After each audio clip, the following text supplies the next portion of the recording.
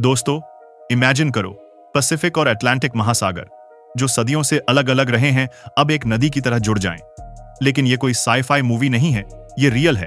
China ने billion ton मिट्टी खोदी है सिर्फ इसलिए कि पानामा कनाल को किल कर सके। हाँ, सुन के शौक लग रहा है ना?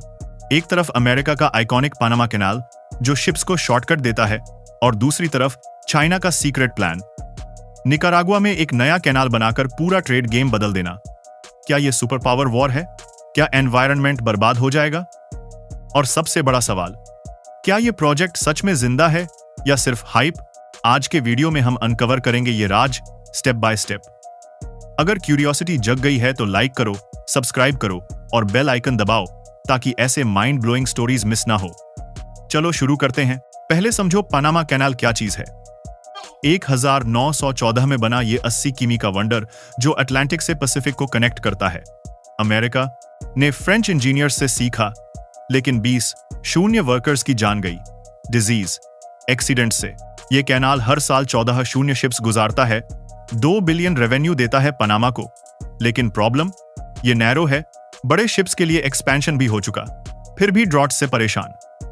अब सोचो, अगर कोई कॉम्पिटिटर आ जाए जो 3 गुना लंबा लेकिन वाइडर और डीपर हो। यही है चाइना का मास्टर स्ट्रोक। पनामा कैनाल की वजह से वर्ल्ड ट्रेड 5% सस्ता हो गया, लेकिन अब चाइना उसे चैलेंज कर रहा है। अब आते हैं मेन स्टोरी पे। निकारागुआ कैनाल 2013 में निकारागुआ गवर्नमेंट ने चाइनीज कंपनी HKND को 50 साल का कॉन्सेशन दिया। वांग जिंग नाम का बिलियनियर बिजनेसमैन, चाइना के क्लोज टाइज वाला, ने ये 50 बिलियन का प्रोजेक्ट लॉन्च किया। आइडिया, 278 किमी लंबा कैनाल जो कैरेबियन सी से पैसिफिक तक जाएगा, लेक निकारागुआ को क्रॉस करके। यह पानामा से 3 गुना लंबा, लेकिन शिप्स के लिए बेहतर। 23 शून्य कंटेनर्स वाले मेगा शिप्स हैंडल करेगा। चाइना क्यों? उनका बेल्ट एंड रोड इनिशिएटिव का हिस्सा लैटिन अमेरिका में इन्फ्लुएंस बढ़ाना। 2014 में ग्राउंड ब्रेकिंग हुआ, लेकिन असली डिगिंग बहुत कम। फिर भी यह प्रोजेक्ट सुपर पावर पॉलिटिक्स का सिंबल बन गया। अमेरिका को लगता है यह उनका मोनोपोली खत्म करेगा। प्रोजेक्ट के प्लान्स के मुताबिक 4 बिलियन क्यूबिक मीटर्स रॉक और मिट्टी खोदनी थी, जो लगभग 6-7 बिलियन टन बनती है। इमेजिन, कनेक्टिकट स्टेट को 1 फुट मिट्टी से ढक देने वाली quantity. Dry excavation, lake dredging, सब कुछ।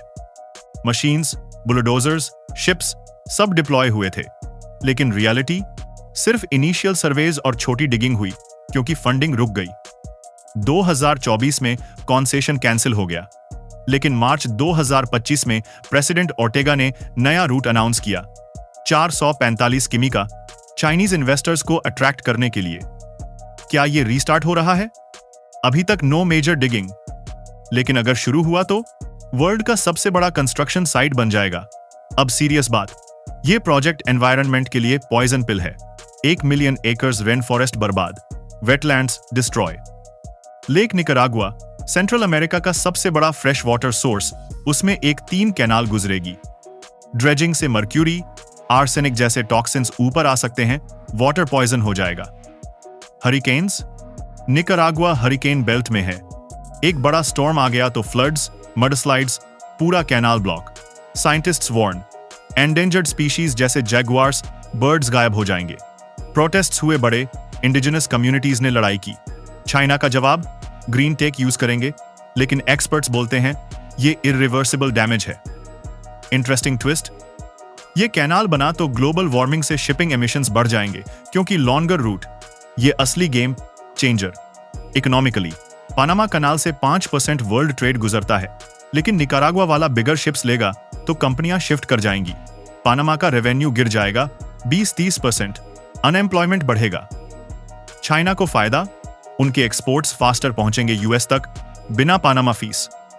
निकारागुआ को 2.5 लाख जॉब्स, जीडीपी बूस्ट। लेकिन रिस्क, 50 बिलियन कॉस्ट। फंडिंग कहां से? चाइनीज बैंक्स ने बैकआउट किया, अब न्यू इन्वेस्टर्स ढूंढ रहे हैं। यूएस ने अपोज किया, डिप्लोमेसी से प्रेशर डाला। यह सिर्फ ट्रेड नहीं, जियोपॉलिटिकल वॉर है। चाइना लैटिन अमेरिका में बेस बना रहा है। अमेरिका को डर लग रहा है। आज सितंबर 2025 में क्या हाल है? 2024 कैंसिल के बाद ऑर्टेगा ने मार्च में नया प्लान लॉन्च किया। 4 सेगमेंट्स। ब्लूफील्ड्स पोर्ट बन रहा है चाइनीज कंपनी से। इन्वेस्टमेंट्स, चाइना और यूएस दोनों को इनवाइट, लेकिन अभी कंक्रीट प्रोग्रेस नहीं। यूट्यूब पे वीडियोस वायरल हो रहे हैं डिगिंग के, लेकिन मोस्टली ओल्ड फुटेज। एक्सपर्ट्स बोलते हैं फीजिबिलिटी लो, एनवायरनमेंट लॉसूट्स रुकवाएंगे। फ्यूचर अगर बना तो 2030 तक ready, world trade forever change, वरना सिर्फ एक ग्रैंड ड्रीम। तो दोस्तों, चाइना का ये बिलियन टन डिगिंग वाला प्लान एम्बिशन है या ओवरकिल? पनामा को चैलेंज कर रहा है, लेकिन एनवायरनमेंट और पॉलिटिक्स के झंझट में फंस गया। तुम्हें क्या लगता है, ये प्रोजेक्ट सक्सीड करेगा या फ्लॉप? कमेंट में बताओ। अगर वीडियो पसंद आया, शेयर करो, लाइक, थम्स अप और channel subscribe for more such stories. Next time मिलते हैं एक नए मिस्ट्री के साथ। Stay curious, stay safe. जय हिंद।